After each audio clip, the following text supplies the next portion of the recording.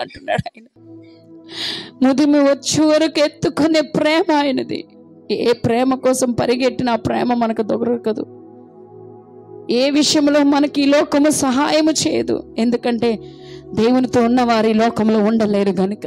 అందుకే నీకు ఈ సమస్యలు, ఈ లోకంలో ఉన్నవారికి ఎందుకు సమస్యలు రావంటే వారు లోకంలో కలిసిపోయారు గనుక వారికి సమస్యలు ఉండవు, వారు బాధలు ఉండవు. ఉన్న మర్చిపోతారు. మర్చిపోవడానికి లోక వ్యసనాలతో పాపాలతో మునిగిపోయి తేలిపోతూ ఉంటారు.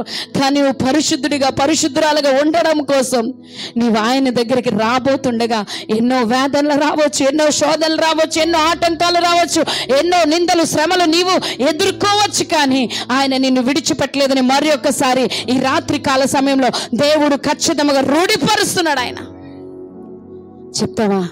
ఎస్ లార్డ్, నేను నీతో ఉన్నాను, నువ్వు నాతో ఉన్న వందనాలయ్యా. నన్ను మార్చడానికి నీకు అనుమతిస్తున్నాను, నా జీవితాన్ని మార్చడానికి నీకు అనుమతిస్తున్నానయ్యా, నా బ్రతుకును మార్చడానికి నీకు అనుమతిస్తున్నాను ప్రభా. నాలో చేదు వేరేదైనా ఉంటే నా నుండి అది తీసివేయండి ప్రభా, తొలగించండి ప్రభా. అయ్యా, నీ ఆత్మ నాలో ఉన్నప్పుడు నేను మారగలదనయ్యా. నీ ఆత్మ నాలో ప్రవహింప చేయాలి. ఎండిన ఎడారిలా నా జీవితం ఉండకూడదు, కానీ ఎప్పుడు తండ్రి సెలయేరులో నా జీవితం ఉండాలి. ఒక నదిలో ప్రవహించే ఆత్మ కలిగి నేను నీ చేత ముద్రించబడాలి ప్రభు. ప్రతి ఒక్కరు చెప్తారా, యేసయ్యా నన్ను క్షమించండి, ఈ రోజు నుంచి నీ సన్నిధిలో నిలబెట్టండి ప్రభా. ఇంకెన్నడు వెనుక తిరిగి చూడని విశ్వాసంతో నేను ముందుకు వెళ్ళడానికి, నా ఆత్మను నేను సిద్ధపరచుకోవడానికి, నీ సన్నిధిలో కనపరుచుకోవడానికి, నా ప్రాణాత్మ దేహములు నేను సిద్ధపరచుకుని ఆత్మ జ్ఞానము నాకు దయచేయండి ప్రభా. నీ ఆత్మాభిషేకము నాకు దయచేయండి ప్రభా. ఇదిగో ప్రభా, నా జీవితాన్ని సమస్తము నీ చేతులుగా అప్పగిస్తూ తండ్రి, మేము ఆరాధించిన ఆరాధనలో తండ్రి నిన్ను మహిమపరచలు చేసే ఉన్నాం ప్రభా. ఎందుకంటే ఎవరు మమ్మల్ని చేయి విడిచినా నీ విడువు ప్రభువా. అయ్యా, నీవు అంటున్నావు, నేను అనాథలుగా నిన్ను విడువను, నీ కొరకు ఆదరణకర్తను పంపుతానన్నావు.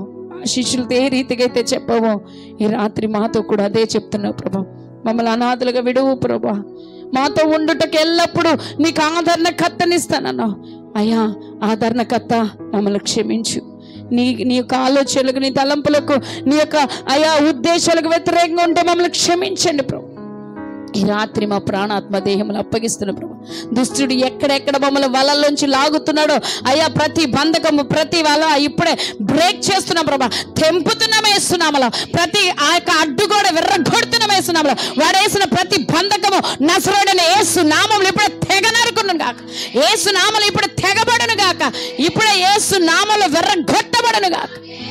నీ కార్యములు జరిగించమని మమ్మల్ని మీ చేతులుగా అప్పగించుకుంటూ, మరి ముఖ్యంగా మా ఆత్మలు మీ చేతులుగా అప్పగించుకుని యేసు నామమున అడుగుతున్నాము తండ్రి, ఆమేన్, ఆమేన్.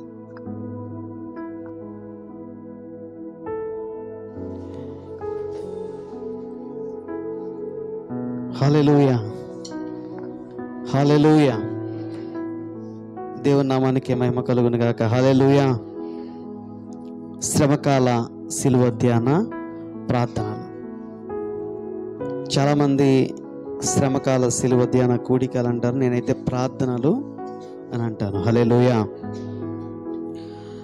శ్రమకాలములు, లేకపోతే మండల కాలములు, లేకపోతే లెంట్ సీజన్, ఈ మూడు కూడా ఒకటే అర్థం వచ్చేటువంటి విధంగా ఉంటూ ఉన్నాయి. శ్రమకాలములు అంటే ప్రియమైన దేవుని బిడ్డలారా, చాలామందికి ఒక భావన అనేది ఉంటుంది. ఎక్కువగా నేను చిన్నప్పటి నుంచి సండే స్కూల్లో ఉన్నప్పుడు కానీ, లేకపోతే యూత్లో ఉన్నప్పుడు కానీ, శ్రమకాలం అనేటువంటిది మనకి వచ్చినటువంటి శ్రమలుగా భావించేటువంటి వారు అనేక మంది, అయితే శ్రమ దినాలుగా భావించేటువంటి వారు, శుభకార్యాలు జరగకూడదని, లేకపోతే కుటుంబాల్లో కానీ, లేకపోతే ఇంకేదైనా సరే కూడా సంతోషకరమైనటువంటి సంఘటనలు జరుపుకోకూడదని భావించేటువంటి వారు అనేక మంది వాటినే శ్రమకాల దినాలుగా పిలుస్తూ ఉంటారు. అది ఈ లోక ఆచారకరమైనటువంటి విధానం అని నేను చెప్తాను ప్రియమైన దేవుని బిడ్డలారా. శ్రమకాలము అనేటువంటిది నువ్వు సంతోషంగా ఉండొద్దని బైబిల్ చెప్పడం లేదు, లేకపోతే సంతోషకరమైన కార్యాలు చేయొద్దని బైబిల్ చెప్పడం లేదు. కానీ ఈ శ్రమకాల దినాలకు కలిగినటువంటి సాదృశ్యత ఏంటో బైబిల్ గ్రంథం తెలియచేస్తున్నది. అది ఏమి మనకి బోధిస్తున్నదో నేను ఈరోజు చెప్తాను ప్రియమైన దేవుని బిడ్డలారా.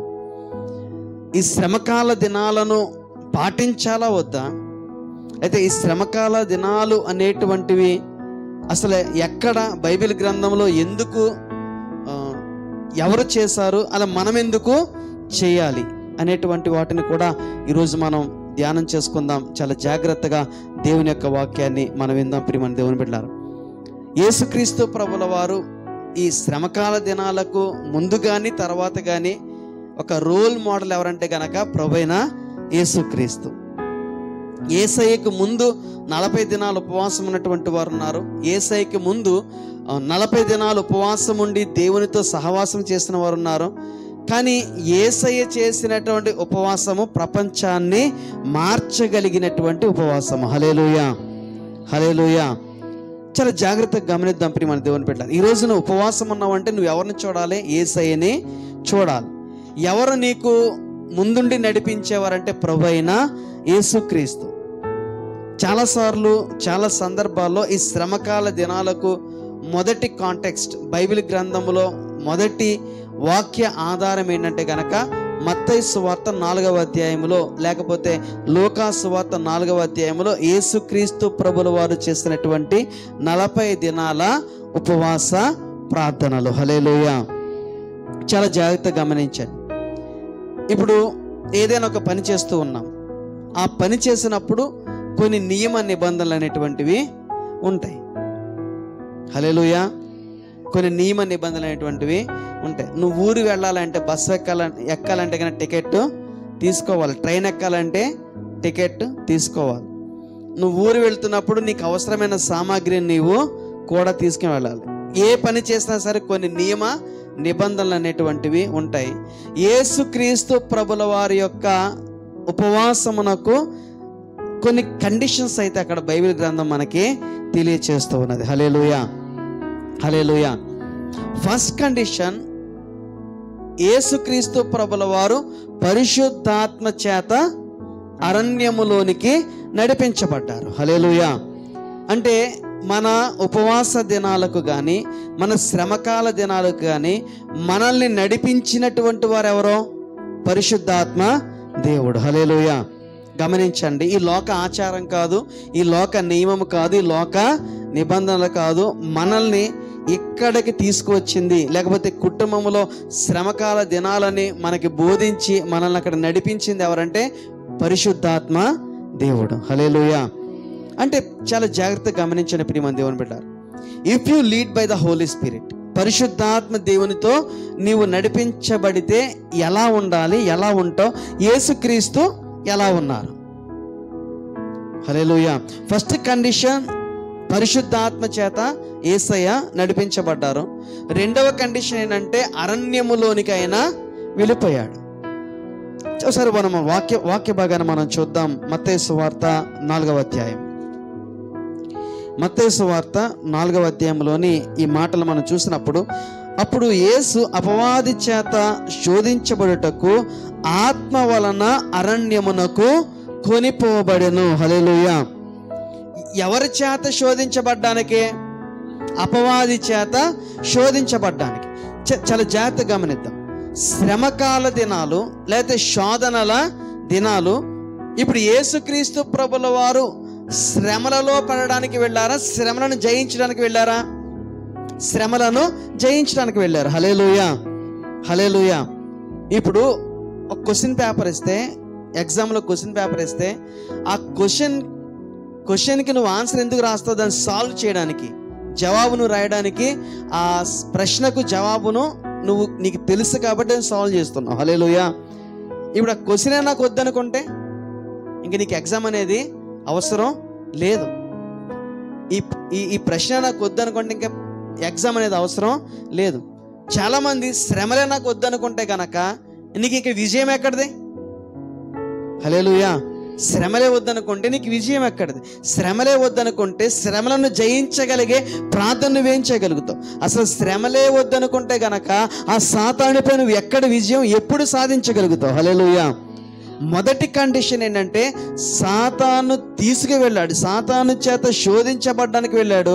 కానీ యేసుక్రీస్తు ప్రభుల వారు సాతానుపై విజయం సాధించగలిగే కొన్ని క్రియలను ఆ ఉపవాస ప్రార్థనలో చేయగలిగారు. 2 చేతుల పైకైతే హల్లెలూయా.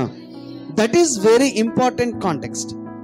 శ్రమ దినాలు అనేటువంటివి ఏదో ఈరోజు ఈ 40 రోజులు మా ఇంట్లో పెళ్లి చేసుకోకూడదు, 40 రోజులు మా ఇంట్లో మంచి కార్యక్రమాలు జరగకూడదు, వీటిని పాటిస్తున్నారు. కానీ అసలు యేసుక్రీస్తు ప్రభుల వారు నిజంగా చేసినటువంటి దానిని ఎందుకు విశ్వాసులు పాటించలేకపోతూ ఉన్నారు? ఎందుకు ఆదిమములో ఉన్నటువంటి ఆ దైవజనులు చెప్పినటువంటి వాటిని ఎందుకు వాక్యానుసారంగా ఉన్నటువంటి వాటిని తీసుకోకుండా ఈ లోక సంబంధమైనటువంటి వాటిని మాత్రమే తీసుకుంటూ ఉన్నారు?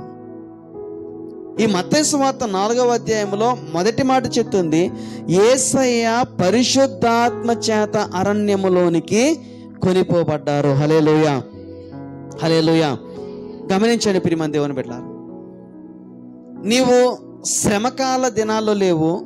నేను చెప్పేటువంటి మాట 2024వ సంవత్సరం లెంట్ సీజన్ అంటే నీవు శ్రమలను జయించే దినాల్లో ఉన్నావు. హల్లెలూయా, హల్లెలూయా.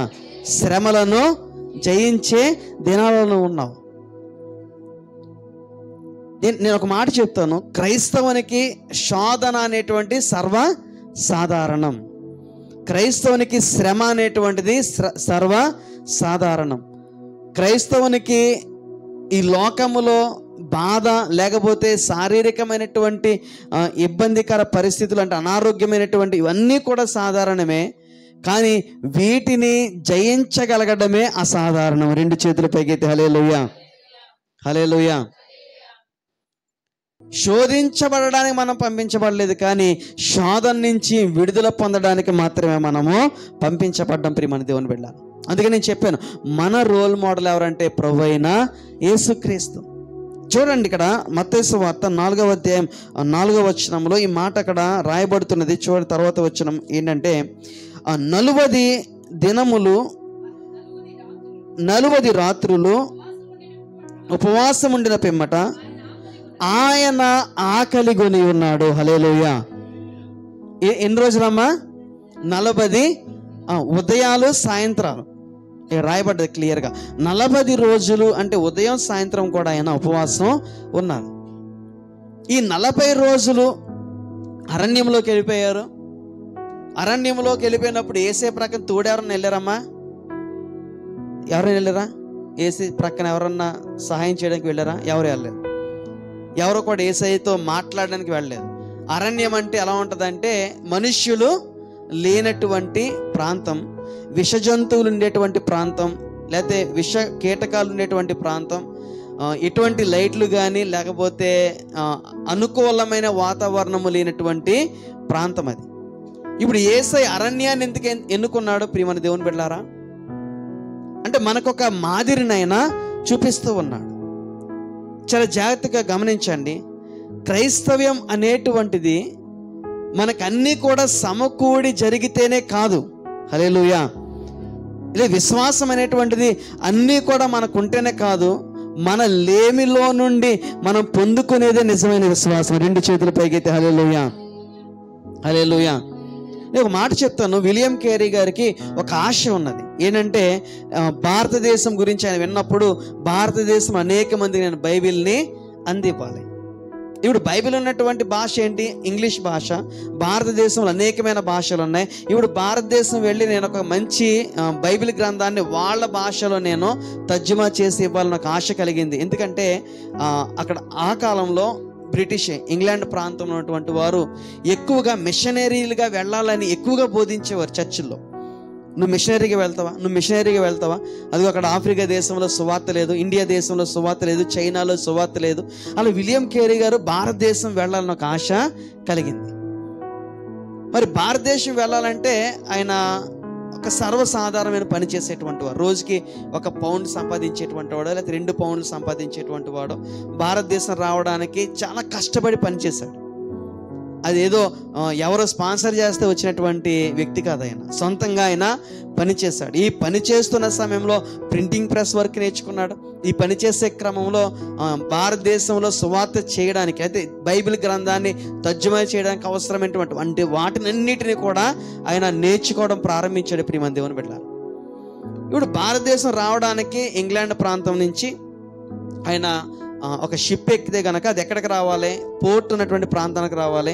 ఒకటి చెన్నై పోర్ట్ ఉంది, 2 బెంగాల్ పోర్ట్ ఉంది, 3 వైజాగ్ పోర్ట్, అలాగా ఇంటర్నేషనల్ పోర్ట్స్ ఉన్నటువంటి వాటిలో ఆయన ఎన్నుకున్నది ఏంటంటే బెంగాల్ పోర్ట్ని, అంటే కలకత్తా ప్రాంతాన్ని ఆయన ఎన్నుకున్నాడు.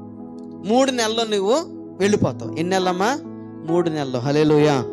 ఈ 3 నెలల్లో వెళ్ళిపోతాం అన్న ఆ సమయంలో అతను ఏం చేశాడంటే, ఈ 3 నెలల్లో నేను ఇక్కడ షిప్ ఎక్కి నేను అక్కడ కలకత్తా ప్రాంతంలో దిగే లోపులో నేనేం చేయాలంటే బెంగాల్ భాషను పూర్తిగా నేను నేర్చుకోవాలా. హల్లెలూయా.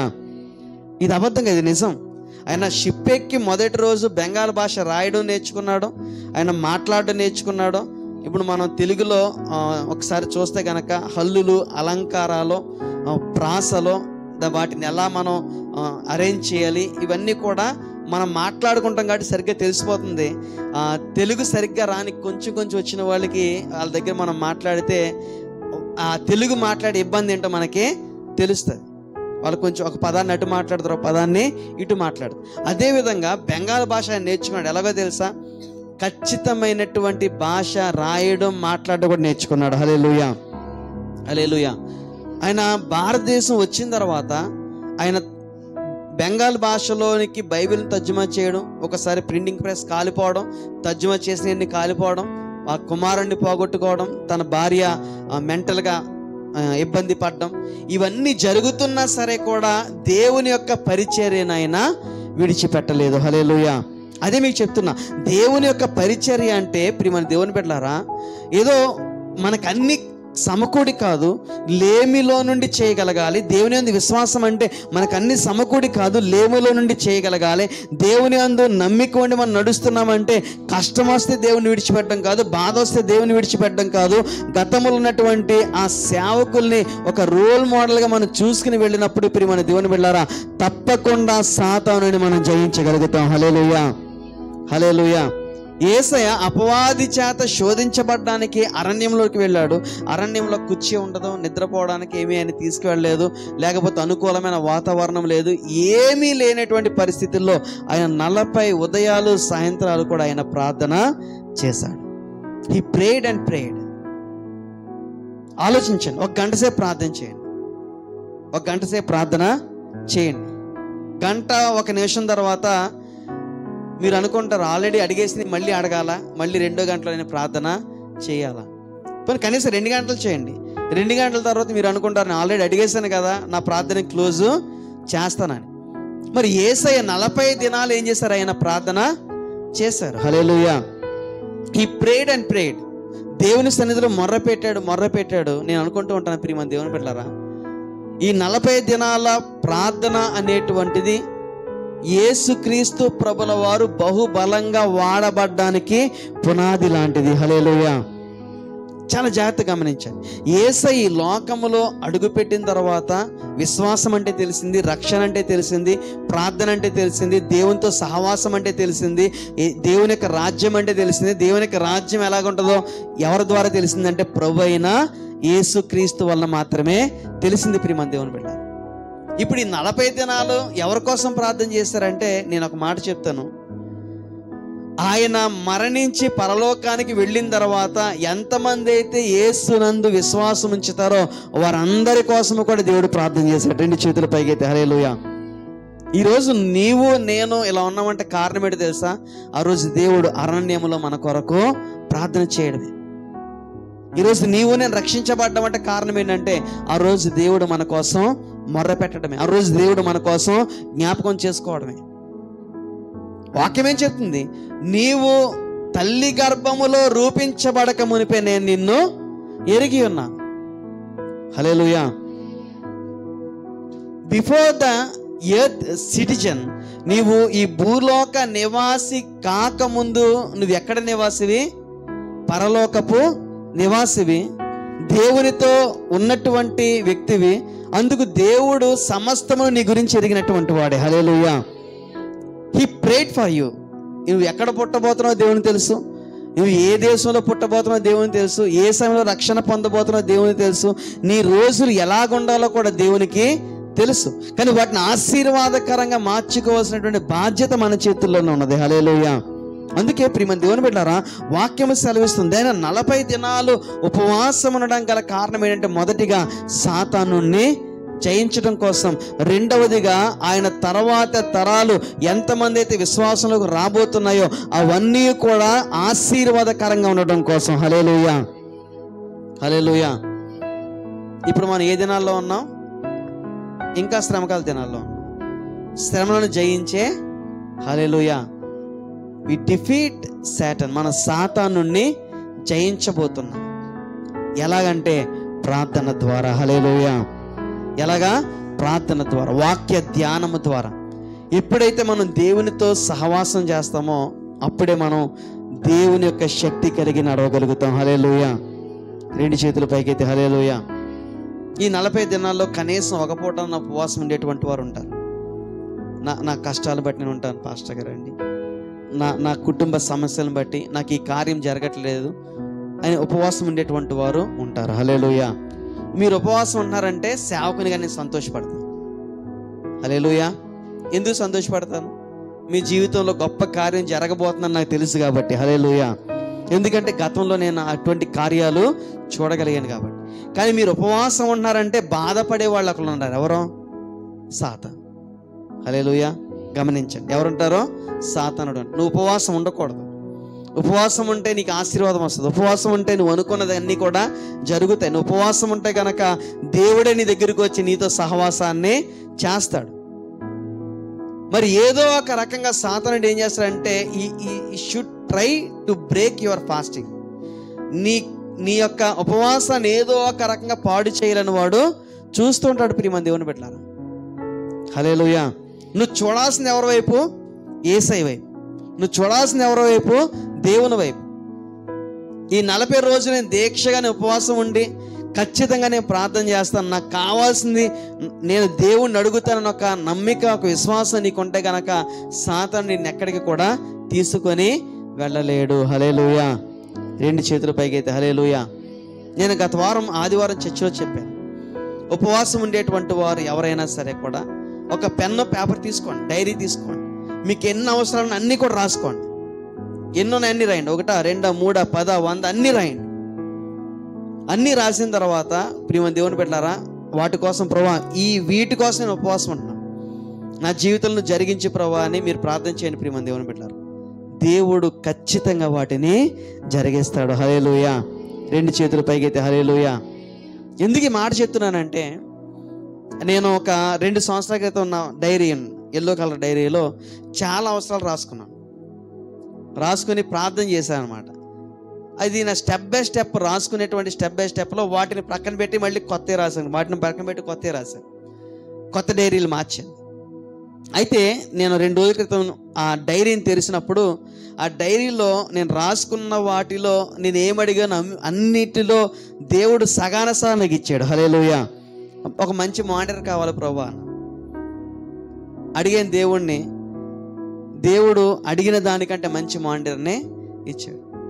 అలా నేను ఏమైతే అడిగాను, అడిగిన వాటన్నిటికంటే, ఊహించిన వాటన్నిటికంటే దేవుడు ఉన్నతమైన ఇచ్చాడు. పెన్ పెట్టి టిక్కి పెడుతున్నాను అనమాట. ఇది నాకు ఇచ్చావు ప్రభు, ఇది నాకు ఇచ్చావు ప్రభు, థ్యాంక్ యూ జీసస్, ఇది ఇచ్చావు ప్రభు. అంటే నేను మర్చిపోవచ్చు, మీరు అడిగింది మీరు మర్చిపోవచ్చు, కానీ దేవుడు మాత్రం మర్చిపోడు. వాట్ ఎవర్ యు వాంట్, నీకు ఏది కావాలో దేవుడు ఖచ్చితంగా నీకు అనుగ్రహిస్తాడు. 2 చేతుల పైకైతే హల్లెలూయా. హల్లెలూయా.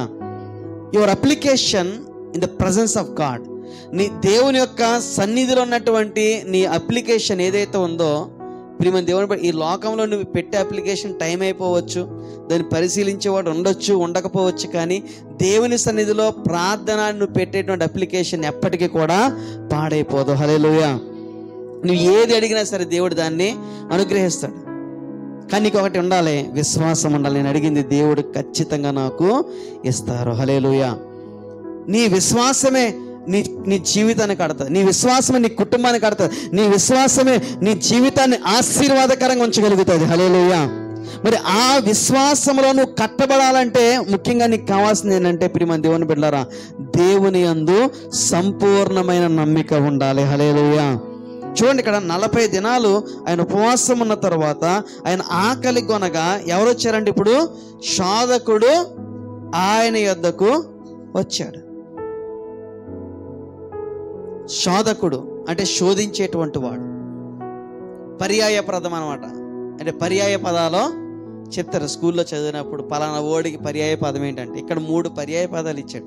అపవాది, కింద సాతాను, మరొకటి ఏంటంట శోధకుడు. హల్లెలూయా. ఇప్పుడు శోధకుడు ఎప్పుడొచ్చాడు శోధకుడు? ఆకలి, యేసయ్యకి ఆకలి వేసింది అని ఒక్క ఆలోచన రాగానే ఇమీడియట్గా ప్రత్యక్షమయ్యాడు. 2 చేతుల పైకి అయితే హల్లెలూయా. నేను ఎప్పుడు నా ప్రేయర్ రూమ్లో నేను మొన్న రాత్రి దాదాపు 1:30 అయిపోయింది. ఆ టైంలో నేను బైబిల్ చదివి ప్రక్కన పెట్టి ఆలోచిస్తున్నాను అనమాట. బయట చూసి బాగా నిర్మానుష్యంగా ఉంది, చీకటిగా ఉంది. ఆ చీకట్లో కూడా సాతాను తిరుగుతూ ఉంటుందా? అని ఎప్పుడైతే ఆలోచించానో ఆ పక్కన చెట్టు అవ్వడం ప్రారంభించింది. ఇది అబద్ధం కాదు, నిజం. అంటే ఆలోచన వచ్చిందా? ఖచ్చితంగా. హల్లెలూయా. ఎప్పుడైతే నువ్వు ఆలోచిస్తావో నాకు ఇది జరుగుతుందా జరగదా, ఏంటి నా గుండెలో కొంచెం నొప్పిగా ఉంది, ఎప్పుడైతే నువ్వు ఆలోచిస్తావో నీ ఆలోచనే నీకు పెద్ద శత్రువు. హల్లెలూయా. నీ ఆలోచన నీకు పెద్ద శత్రువు. అయ్యో నా పరిస్థితులు ఇంక బాగోవేమో, సాతానుడు నీ ఆలోచన ప్రకారమే నీకు చేస్తాడు. యేసుక్రీస్తు ప్రభుల వారికి ఎప్పుడైతే ఆకలి కొన్నాను అని ఒక ఆలోచన వచ్చిందో ఇమీడియట్గా సాతానుడు వచ్చేమన్నాడు, అసలు నువ్వు దేవుని యొక్క కుమారుడివేనా? You are real son of God. Hallelujah. అసలు నువ్వు నిజంగా దేవుని బిడ్డవేనా? వినబడుతుందా మీకు? అసలు నువ్వు నిజంగా దేవుని, చెప్పండి అమ్మా, దేవుని బిడ్డవే నువ్వు అసలా? వినబడుతుందమ్మా? అసలు మీరు దేవుని బిడ్డలేనా? మీరు ప్రార్థించిన దేవుని దగ్గరికి వెళ్తుందా? అమ్మో, వెళ్తుందా లేదా? అసలు నువ్వు అడిగిన దేవుడు నీకు ఇస్తాడా? డౌటా? పెద్ద డౌట్ పాస్టర్ గారండి. నేను అడిగిన దేవుడు నాకు ఇస్తున్నాడా నిజంగా? సాతానుడు అలాగే అంటాడు. హల్లెలూయా. అసలు దేవుడు నువ్వు అడిగింది నీకు ఇస్తే గనక నువ్వెందుకు ఎలా ఉంటావు? అంటే సాతానుడు ఎలాంటి వాడంటే గనక నీకు ఒక ఆలోచన కలగజేస్తాడు, ప్రాక్టికల్గా అనమాట. హల్లెలూయా. ఎప్పుడైతే నువ్వు వాడి యొక్క ఆలోచనకు గనక నీవు ఊతమిచ్చావంటే గ్యారంటీగా విశ్వాస జీవితం నుంచి వెనక్కి లాగడానికి వాడి ప్రయత్నాలు చేస్తూనే ఉంటాడు. ఒక మాట చెప్తాం ప్రియమైన దేవుని బిడ్డలారా, క్రైస్తవేతరులకు శ్రమలు వస్తాయా, క్రైస్తవులకు శ్రమలు వస్తాయా అంటే సాతానుడు యేసుక్రీస్తుతో సంబంధం లేనటువంటి వారిని పట్టించుకోడు. ఎందుకంటే ఆటోమేటిక్గా వాళ్ళు ఆ మార్గంలో ఉన్నారు కాబట్టి. ఇవి ఎవరిని పట్టించుకుంటాడో? విశ్వాసంలో ఉన్నటువంటి వారిని పట్టించుకుంటాడు. హల్లెలూయా. విశ్వాసంలో ఉన్నటువంటి వారిని, లేదా దేవుని యందు నమ్మిక ఉంచినటువంటి వారిని పట్టించుకుంటాడు. ఏదో ఒక రకంగా వాళ్ళకి కష్టాలు తీసుకురావాలి, ఏదో ఒక రకంగా బాధలు తీసుకురావాలని. అక్కడ కన్యైన మరియ గర్భవతిగా ఉన్నప్పుడు, గర్భవతిగా ఉండడానికి ముందు ఏమంటాడు గాబ్రియల్ దూత వచ్చి, దేవుని యొక్క కుమారుడు పుట్టబోతున్నాడు, ఆయనకి ఇమ్మానుయేల్ అని పేరు పెట్టబోతున్నావు. హల్లెలూయా. ఇప్పుడు మరియమ్మ గారితో మాట్లాడినప్పుడు, అమ్మ నా మాట మీరు క్లియర్ వినబడుతుంది కదా? మరియమ్మ గారితో మాట్లాడినప్పుడు మరియమ్మ గారికి తెలుసు, యేసేపు గారికి తెలుసు, ఇంకా కొంతమందికి తెలుసు ఈయన దేవుని కుమారుడని. మరి సాతానుకి ఎలా తెలిసింది? నిక్కి చూస్తాడు. హల్లెలూయా.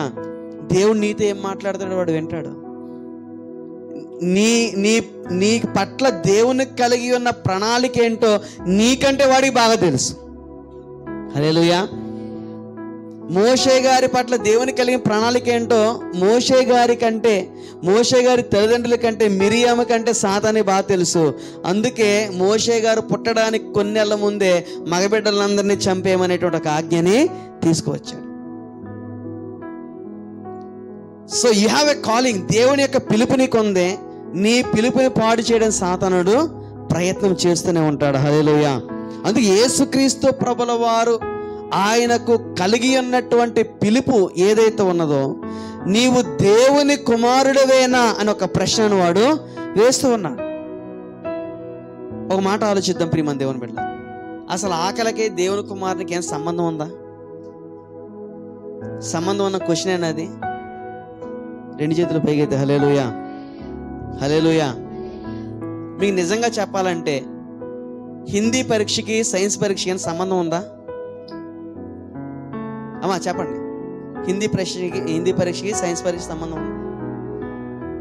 సాధారణ ఆకలి అనేటువంటి ఒక ఫిజికల్ దాన్ని తీసుకొచ్చి వాడు ఏం చేస్తున్నాడో, అసలు దేవుని కుమారుడివేనా ఏదో ప్రక్క క్వశ్చన్ని అంటే ఒక రేజింగ్ తీసుకురావడం ప్రయత్నం చేస్తాం. హృదయాన్ని ఏదో ఒక రకంగా బాధ పెట్టాలని 40 రోజులుగా ఉపవాసం ఉన్న యేసయ్య శక్తిగా ఉన్నాడు. హల్లెలూయా. ఎలా ఉన్నాడు ఆయన? శక్తిగా ఉన్నాడా?